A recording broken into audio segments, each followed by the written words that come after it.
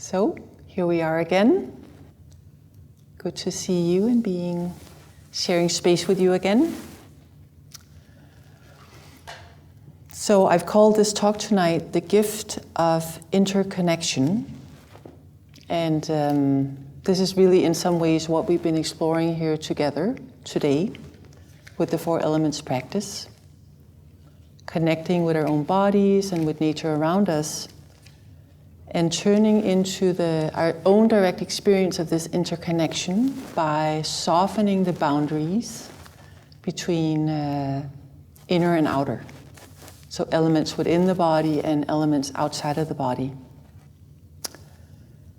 And I'm almost certain that all of you, or most of you, have also experienced many other things other than interconnection. So there might have been a tiny little restlessness in the mind, or a little bit of mind wandering, or impatience and boredom. So I'm pretty sure that we've all gone through those moments, many moments of all of these various other things other than interconnection. But I'm also hoping that each of you, and I think I've heard this in the interview, in the meetings we've just had, the ones I met with, that you all had at least some moments into some sense of a little bit of a deepening of safety, a little bit of a deepening of ease. And this is another way that I think about interconnection, is that in some ways it comes with a deeper sense of inner safety that's connected with it. Or maybe you just had like really small moments of simple present awareness of body sensations or sounds or wind or sunshine or just small moments of simple being present. So this gift of interconnection comes when we actually notice the relationship, the web of connection that's already here. Right? So as we talked about, we are already connected, like we are part of nature already. So it's not like interconnection comes because of our noticing. We're already, we already have these fluid boundaries. It's just that we are, most of the time, we're not really aware of this. We're living more in a sense of separation. So the gift of interconnection comes in those small moments when this boundary is softened a little bit, and we're noticing that the rigidity of the boundary is not so strict or not so firm as we often think. So when we notice and when we pay attention in a certain way, we feel more at one with the world around us. We feel more connected with our inner experience and the outer experience. And this can be deeply nourishing and deeply peaceful for us. It has that potential. But again, not to feel stressed if you haven't had any of those moments yet, or again, if there's been a lot of other things happening. So knowing that the conditions have to come together for this body-mind to settle down, for this body-mind to feel safe enough for these boundaries to be released a little bit. So, and a lot of those conditions are out of our control, We live in busyness, we live in, with just a lot of things we have to do, a lot of things we have to accomplish. So to expect that the conditions of this softening will happen on a weekend retreat, that's a lot to expect of ourselves, right? So in some ways, I'm inviting us to celebrate even the smallest moments and to know that these can be a reference point for a deepening practice. So opening to this gift of interconnection is related to the Buddha's teachings on not self, or anatta as it's called in the Pali language. And this is a teaching that some of you might be quite familiar with, and for others it might be brand new. So just out of curiosity, who've heard of anatta, not self? Okay, so quite a few people have heard of it. So again, if the teachings doesn't make sense quite yet, it's like, what's this not self? I'm not sure what this is. Not to worry about it. Again, to trust that whatever parts of this teaching might connect and land inside will. And when the conditions are ripe, a deeper understanding will come out of that. So just to be, again, gentle and kind with it and trust the process of these words landing. And often I've seen that they land several years later. That there's something, I know this in my own mind, there's something one teacher said that I'm like, yeah, I know intuitively that I'm really curious about this, but I just don't understand what they're talking about. And then years later during a practice, it's like something connects inside and there's some understanding that happens inside. So I'm just going to again invite you to have a ton of trust in these really ancient practices and they have really guided many, many beings towards deeper freedom, deeper well-being. So to trust. But a lot of confusion often comes up in our minds when we first hear about this teaching of not self. And I think part of it is that we typically have a pretty strong sense of an inner stable self. Maybe except when we're not that well. You know, if we've been hit with trauma or gone through a really rattling experience, then sometimes our sense of self can feel more ungrounded. But a lot of the times when we're in a more well place, we often have this pretty stable sense of a self. So it's a self that's the center of all our experiences, and in some ways can feel like it's the originator of our experiences. Like there's some inner control board where there's initiating, organizing, controlling everything we do. That can be the inner experience of this self. Some kind of manager inside that's taking care of everything. And that we can, oh, there I am. That's who I am. This is me. This is who I am. So part of this sense of self, this experience of having this stable core self, comes because we do recognize ourselves over time, how we feel, how we think, how we act, what we prefer in life, what we dislike in life, what we believe is true, what we stand for. You know, we can sort of consistently recognize certain ways that we've been over time, certain ways that we think, certain ways that we feel. So that adds to this sense of, okay, there's this stable me inside, this control board that obviously know what we're doing here. So, and also others can recognize us over time, right? So often others that we're close to can actually describe our personalities much better than we do. They can predict, I know my partner, it's scary, you know, that he can actually predict me a lot better than I can predict myself.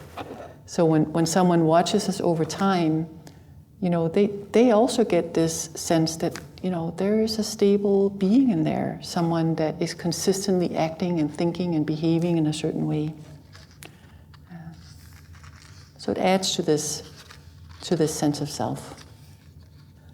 And also there is no denying that we do operate from this sense of a stable, separate self. And also that it is quite useful to have a self, this sense of self. Right? Because again, we can think about it as some sense of coherence, like we know what we want, we know what we're doing tomorrow, we know what our plans are. And if we were just in a constant coming and going of experience without any sense of me in it, it would be really hard for us to manage. So it is very useful, this sense of self. And it's also true that we have separate bodies.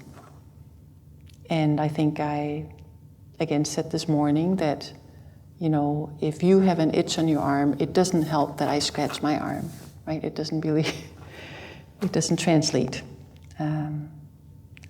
So on one level, we are definitely separate beings. We are different from each other.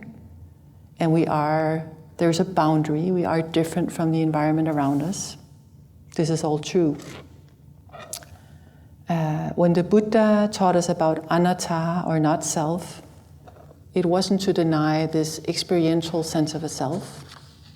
Or as I said, it wasn't to say that there's anything wrong with the sense of a self. He was just pointing to the delusion we often have that there's a core or an essence to the self. And that the self is separate from the ecosystem that we're part of.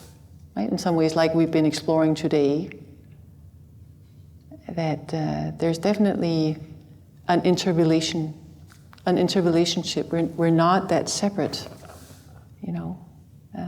That's part of the delusion that we're very separate.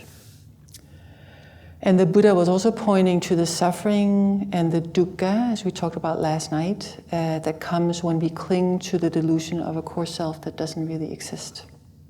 So there is a pain or suffering or discontentment that comes from this clinging to this idea of a core self. When we look for a core that's not really here, then it feels like, then when we look inside and we can't really find this control board, then it's like there's a lack. You know, where is this core, right? And intuitively we try to find her or them or him, and we can't grab it. And this adds to this sense of like something is wrong, something doesn't fit quite right. You know, there's a lack. Where is this self? I can't find them. And so that's part of what happens when we then look for external experiences to fill this void or this sense of lack inside. There's some mechanism that happens where we try to satisfy the lack, and then we try to fill it with things and experiences, and often we identify with those experiences. They become part of our self-narrative. I'm the one who has this house, I'm the one who's engaged to this person, I'm the one who has these children, I'm the one who's like this. And all these experiences that we grab for, they become part of this, okay, this is who I am. Okay, now I know, I'm on track. There she is. I know who this one is. But as we also discover intuitively is that there really is no permanent way that we can fill this lack with anything we get. Right? So we might have a temporary feel-good feeling. We might have a temporary sense of like, okay, now I got what I was looking for. But very quickly, when we notice it a little bit longer, it doesn't last long. And then we want something new. We look for something more. Because it's like, oh, that didn't quite fill the void. Like, so what else can I get that will make me feel safe? And again, back to this idea of safety, right? So there's an inherent sense of unsafety connected with this sense of like, there should be a core, and I can't find the core, I can't find the essence, and that feels unsafe for us. And so again, I'm not trying to blame us for all the ways that we're trying to fill this lack. We're just doing our best. We're just doing our best, trying to feel okay. And this is the way we know how to do it. And it doesn't work. And we start to see this through our practice, that it doesn't work. And also just as we age, right, we start to see, you know, I went through this whole thing and I got all the things lined up and I had this life with all these experiences, and they didn't really give any lasting satisfaction. And guess what? They're coming to an end now. You know, the body's aging, you know, sickness is happening, retirement is happening, all these things that we were up on an uphill path to feel more safe inside, and at some point life naturally takes us in the other direction. Then it's like, oh, one one loss after the next. So through our meditation practice, through life itself, through losses we have, we get to see that we can't fill ourselves with these temporary,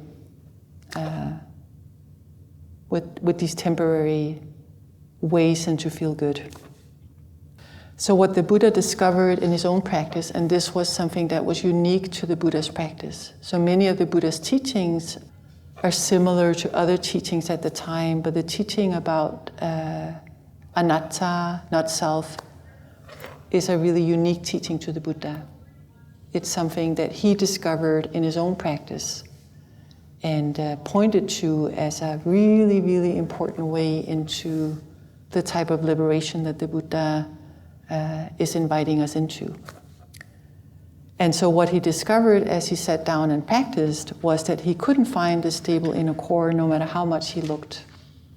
All he could find was interconnected patterns of bodily and mental activities, arising and passing, fluctuating, doing their own thing.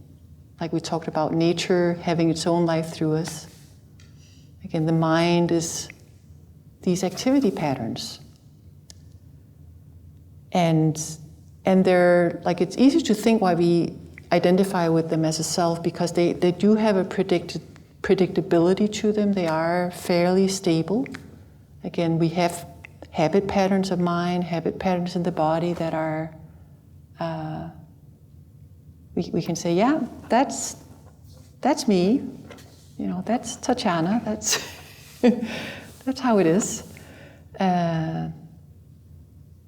But when we look a little bit closer, we see that they're not solid, and that these habit patterns come together under certain conditions, and then they dissipate under other conditions. So again, if there was a core, it would be consistent and stay the same. But the fact that it's coming and going and not staying the same, you know, under certain conditions, you know, the mind does one thing, on another condition, the mind does another thing. So it's, there's no solidity to it. These habit patterns of mind are called sankharas in the Buddha's teachings. And this is part of what we're getting to see with our practice. So as we talked about last night, the activity of mind and body can be compared to clouds moving through the sky. And again, there are many different clouds. And I'm just going to invite you to think about how many clouds has moved through your mind today. You know, so this morning you might have felt awake and happy, ready to go, and then, you know, an hour later, it's like fatigue is hitting you, you're restless, you're tired, you're like, why am I here? You know, I should have gone somewhere else for this weekend. You know, and then you may feel inspired again an hour later, and then you feel settled. And so again, if we track over time, we can see that there are many, many, many, many habit patterns that move through the mind through a day, just like clouds. And again, have you noticed how little control we have? Right? We can't tell the mind, now you sit and meditate and you do your meditation thing. It does not work that way. Right? So that's part of the process. Someone has called this process, this liberation progress, this awakening progress, for one long humiliation process, one long humbling process. Right? And I think that really, that's a good way of looking at it. We come in when we start like, I'm going to make myself so mindful, I'm going to really nail this, I'm going to get so much ease, I'm going to really, you know, be really, you know, zen, mindful. And then we sit down and then we're like, no, it doesn't work that way. You know, it doesn't work that way. I don't get to order this around. It has its own life, and over time we get to know the conditions of the mind, right? So part of this balancing effort and ease is us knowing more and more the conditions of the mind, and knowing how to work with these sankharas, these habit patterns That's part of what we get to know over practice. So again, we can never make anything happen in our practice, but we can know, okay, if the mind is really tight, then it's a good thing for me to go for a walk. That seems to balance out the mind. Or if there's a ton of sleepiness, it doesn't help to stand up or to walk around. I actually need to go and have a nap. So those are the conditions that we get to understand and see over time that can then support us to be more skillful with the mind. So the mind is like an ever-changing stream of experience. Mind states are definitely there. We can name them. We can drop into the stream and we can say, oh, here's boredom, here's sadness, here's joy. So all the mind states are moving through, but they're moving through a stream. The mind is ever-changing, ever-flowing, not the same. And again, in the stream, there is no core and there is no center. So it's like a stream in nature, right? We can't go out into a stream in nature and grab a handful of water and say, here's the core of the stream. Now I know what the stream is all about.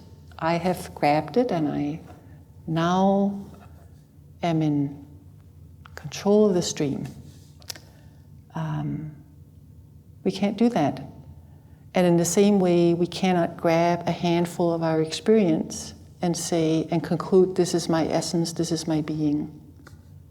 Because then, an hour later, it's another experience. And often we try to grab an experience, right? Especially the good moments. We grab a good moment of the stream and we say, I am the best meditator. Look at me, a full hour. I'm so calm. I'm really on a roll here. This must be who I am. And then the next day, it's like, so difficult, so challenging, so painful. And where did the best meditator in the world go? They went down the stream. And now we suffer because we try to make a self out of a handful of the stream. So what the Buddha invited us to explore with his teachings was to directly see into this flow of our own experience and to see for ourselves that it's ever-changing and that we can't stop the stream. And if we try to stop it by grabbing it, identifying with it, then we suffer. Even grabbing a good handful, because it won't last, and then it will be painful when it's over. So we've touched yesterday and today on what's called the 3 characteristics. And I'll just mention those because they've come up in different ways. They're also called the 3 marks of existence. And these are really deep teachings of the Buddha, and they're gateways into awakening. So, and they're all connected, but they're sort of facets of a deep understanding. So the first one is called impermanence, or in Pali language, anicca. And this is a little bit what we talked about yesterday with, we talked about inherent vulnerability and the fact that there's aging and dying. This is one aspect of impermanence. The fact that this body has a beginning and it has an end, right? But even on a more detailed level, we'll see that every single moment we go through has a beginning and it has an end. So everything is changing and fluctuating and changing and fluctuating all the time. That's the stream moving through, ever changing. And then there's the characteristic or the mark of existence that's called, often the translation is suffering, or another translation is unsatisfactoriness. And the Pali language word for this is dukkha. And because of the ever-changing nature of experience, there is this subtle dukkha in it, this subtle suffering we feel around that. Because we can't make it solid, because we can't make it permanent, because we can't ground in it, there's this, you could call it this heart being a little bit disturbed by it. So this is the subtle level of unsatisfactoriness. And out of that, often again, we try to solidify something, ground in something, get something, hold on to something, and that causes another level of dukkha, another level of suffering. Because now we are chasing things that really can't give us this happiness, and that brings us on a train of more and more suffering. And then there's the third characteristics, which is this not self, or anatta, as we talked about. So once we see really deeply into the flowing nature of our experience, we can't help but also see the interconnectedness with all being, with all life. It's part of that insight, comes together with the insight. So again, just like nature, all the streams in the world, just like in nature, we have all the streams in the world, and all the bodies of water in the world are intimately connected with each other. They arise from the same big ocean, and they run into the same big ocean. They're separate and connected at the same time. And in some ways, we'll have to think about this intuitively, but in some ways, again, we often think about the mind, or in the Buddhist teachings, we often talk about the mind as a mind stream. So rather than a core self, there's a stream of the mind, because it's changing. And we can think about, we all have these individual streams, but there's some connection between them, and they're definitely all connected to the ocean. So this is one way of thinking about opening to the flowing, streaming nature of life also opens us to interconnection, because we get to feel this web in some ways. We feel it in a deeper way. So the image of the stream is often used in Buddhism to illustrate the teachings of not self, anatta. Stream, river, flow is often images that we use to talk about not self. And it's said that when we have a really deep and penetrating insight into anatta, we are entering the stream. We become stream enterers. Some of you may have heard this word, but it's a beginning into a deep awakening process. Is opening very deeply to anatta and entering the stream. And again, like we talked about with the interconnection, it's not that the stream begins there, right? The stream was always there. The stream itself is not new. It's just that when we enter the stream, we fully understand the flowing nature of reality, and therefore we align with the stream. Before then, we're always trying to grab a handful of water and make ourselves out of the stream.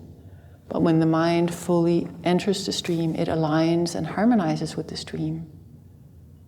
It still has its patterns and its ways that it's contracting, but it knows deep down inside that there's no core there, that it is an interconnected web, and that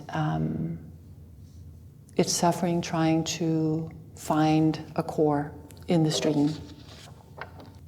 So rather than a core self, there is this mental process, or we could call it selfing. It's a process where we are constantly creating and recreating a sense of self. It's a process where we constantly tell stories about what we like and what we dislike out there. Who we are and who we are not in relationship to experiences out there.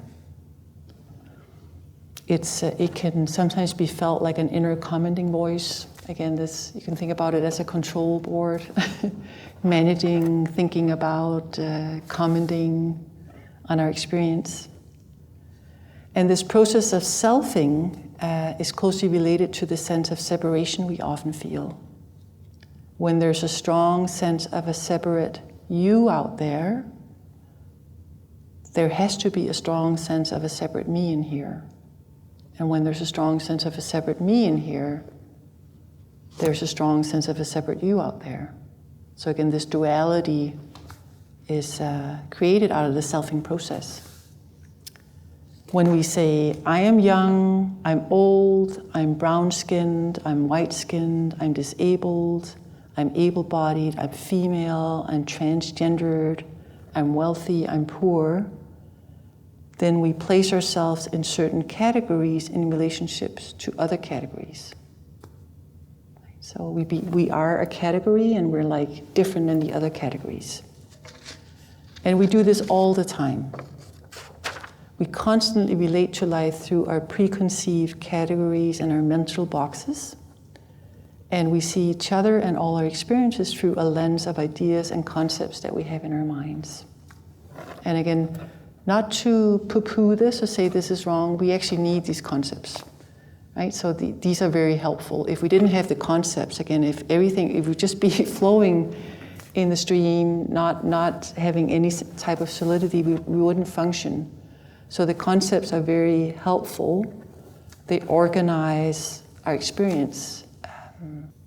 They're very useful. It's just that we identify with them so strongly and we cling to them. So some of these concepts are personal to us, and many of them are collective and views and opinions that we hold together as a culture. We hold them together as a nation. We hold them together in family systems. And again, this sense of this is who we are, and then there's these other ones over there that are different than us. The sense of separation gets really strong when we identify strongly with the perceived differences between categories. Right? So sometimes there's a little bit more fluidity. We can know that there's a difference, but we're not tuning in on the differences and really saying, we are definitely different. And when we don't see the similarities, but we only see the differences between categories, that's when we often engage in uncaring, dismissive, discriminative acts, power and privilege, and all the difficulties in the world that comes out of this, comes from this noticing differences. And again, there's not only categories, but there's better categories and worse categories. So this is where a sense of superiority, righteousness comes in. And this is true in our relationship with other people, and it's also true in our relationship with the environment, with other species, with the earth. As we talked about last night. For some reason, we often have this sense of superiority in our relationship with other species, right? So they're definitely categorized as somehow less important, definitely less intelligent. They're less than, and they're different than. And that sense of difference gives us the right to act in a certain way and be in a certain way. And strangely enough, this sense of discrimination also can happen with our own bodies. Right? We can, in some ways, have this other relationship with the body. It's this thing that's supposed to help us do things. But the strange thing is that in some ways we often identify with the bodies as well, right? It's my body, it's my head, it's my arm, it's my legs, my feet. So there's this duality of both feeling very identified with our bodies, but also having this sort of estranged relationship with the body.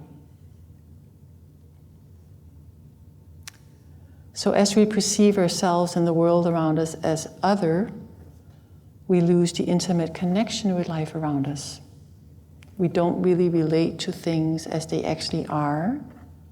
We relate to the mental images that we've created in our minds and how we think reality should behave. Right? So it's like having a pair of glasses on. Right? I'm seeing my own image of you, and I'm not fully receiving you, breathing with you, experiencing you, and seeing all the different parts of you, because you've already become this concept in my own mind. The process of selfing is often talked about as a contraction of self, or as a tight knot of self, a tangle in the mind. That's other images that's been used. And I recently heard a Dharma talk by a Thai teacher, a Thai female teacher, who gave a very simple instructions, illustration to a student that she was working with that I really liked, that illustrated this. So again, if anatta is not self, then atta would be self, the delusion of self. And so the illustration was very simple. The teacher stretched out her hand, and she made a tight fist, and then she said, atta, atta. And then she opened her fist, and then she said, anatta, anatta. And I thought that was really,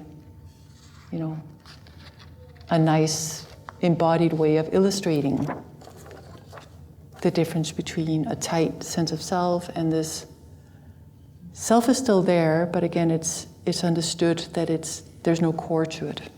There's a openness around it. So when there is this strong sense of a solid self, it's like a tightly clenched fist, contracting and holding on to, this is definitely me, this is who I am, this is how this world is. And we tighten around it and we cling to it and we contract around it. And again, we think about this movement, when we do that, we are not going to be able to receive anything. Right? So the hand has to be open for us to be open to our inner and outer experiences. When the hand is closed in this contraction of self, we're not going to be open to each unfolding moment, to anything that is arising and passing. And when the hand relaxes, it can easily open to each moment of experience with this softness and this receptivity. This is how it is in this moment. This is how it is in this moment. This is how it is in this moment. Just very gently knowing experience as it flows through. So how do we practice with releasing this tight fist? What's a skillful way for us to practice with this? One thing is for sure that we can't demand the hand to open, right? Open, tight fist, I demand you. The inner control board is saying, now you need to open. That strategy really doesn't work. We cannot demand it to open. Again, that would be using this top-down strategy, and in that, we would just create another self, trying to have an anatta experience, a not-self experience. I've heard that I'm going to feel better when I release myself, so I'm going to make myself release myself. Here we go. It doesn't work. So to release this tight grip, this not a self, we have to feel safe and we have to feel relaxed. We have to feel ease. We have to feel supported, so there can be a letting go. It's not a gaining, it's a letting go that happens. And we know this really well from other areas of life, right? So we can't make ourselves fall asleep. It's called falling asleep because we fall asleep, right? The same thing when there's a stretch of ease in meditation, it's not that we make ourselves feel at ease, it's a falling into ease. It's a letting go into ease. It's a releasing into ease. And when we're in a tight and hypervigilant place, this letting go simply does not happen. So again, there are causes and conditions. And under certain causes and conditions, the mind is tight, the body is tight, and there's no way we're going to make a release happen. And then we have to have an open hand with that. Right? So that's we can always meet every single experience, even the most tense, even the most difficult, even the most agitated state. we can always say, okay, and can I meet this moment with an allowance, with an openness, with some gentleness? So we may not feel a gentleness. It may not be this warm, fuzzy feeling inside, but we can set it as an intention. We can say, I just really feel the pain of this tightness, and I just really don't want to add any more pain. I actually want to bring kindness to myself. I want to bring any kind of softening that's possible for me. So, so the hand and the tight fist releases when we see that the dukkha, the suffering of the tightness, is bigger than the ease we get from releasing. And again, as we talked about last night, the ease that we're pointing to is a very subtle ease, right? It's not what we usually think about when we think of a big, grandiose experience. It's again a very subtle letting go. And the mind has to see that this is too painful and get really exhausted with it and really tired with it. And it has to start feeling, and when there's some release of the tightness, that feels much better. I'm not going to gain anything. I'm not going to become anything. I'm not going to, it's not going to be another becoming. But there's just like, I'm just so tired. Like, this is so tiring. And this feels good, right? And the more time the mind sees that this feels good, and there's nothing to get from this, the more it becomes a reference point. So one of the things that can be difficult with this release is that we may have some fear. Again, if we think about the inner control board, right? We think we need a controller to manage. And so when we release a little bit and there's not this constant inner sense of managing, we might get scared. We might say, how am I going to cope? How am I going to get to work? How am I going to think? How am I going to manage? And this is the fear that comes along with this not self, this anatta, that for most of us at some point we'll move through this fear.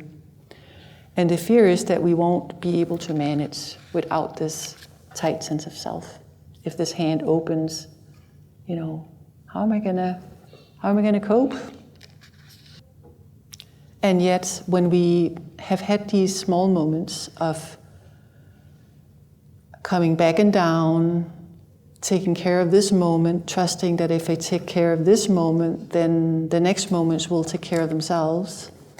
We've all had the experience, I think, that the next moments will take care of themselves. Right? We actually don't need to plan ahead so much. Coming back and down, being really present, connecting with here and now, then there's a knowing of how to respond. There's a knowing of what to do. And actually often we know much better what to do because we're more present. So we'll know how to respond from this place of letting go. So the paradox is that we try to guard against the tight fist. How we try to guard this tight fist is to guard against this sense of interconnection. Because again, we might have this fear that if we release this sense of separation, that will vanish, we won't be okay, it won't be safe for us to do that. And so in some ways we're trying to protect the sense of separation all the time, believing that it will make us feel unsafe if we loosen those boundaries a little bit. And yet, as we actually open up to this bigger sense of connection, it often feels like the safest place we could imagine being. As we actually open up to it, it feels a lot safer than this. So again, thinking about maybe moments in nature where you've had this feeling touched, feeling intimate with what you are experiencing. This sense of connection, I don't know for everybody else, but to me it feels like coming home. Like it feels like an inner sense of safety, an inner sense of like, okay, I feel way more at home. So I think we humans often long to feel connected to something bigger. Right? So in the separation, there's a smallness, there's a meanness, there's a sense of, again, not feeling connected. And I think we have this longing to feel part of something bigger. Maybe that's part of our spiritual aspiration sometimes, that we want to have this longing. We want to be part of the family of things. We want to be part of the family of living beings. So mother, or nature, is often talked about as our mother. For some of you, this may resonate with you, and if it doesn't, then please let it go. But I think it's a beautiful way to talk about nature or the earth as our mother. And if the earth is our mother, that means that all living things are our relatives, right? Every single living thing is our relatives, siblings. So maybe we can imagine that this weekend we have together is like us visiting our mother and our family. Like we are taking some time to go back to the family and get to know our families again, our mother, our relatives. And maybe there can be this sense of safety or this sense of belonging that can come from this experience. Again, so that we may have another reference point that when we loosen the boundaries, that actually if we pay attention, it may feel more like a sense of connection and more like a sense of safety and not something to fear. So that's the hope.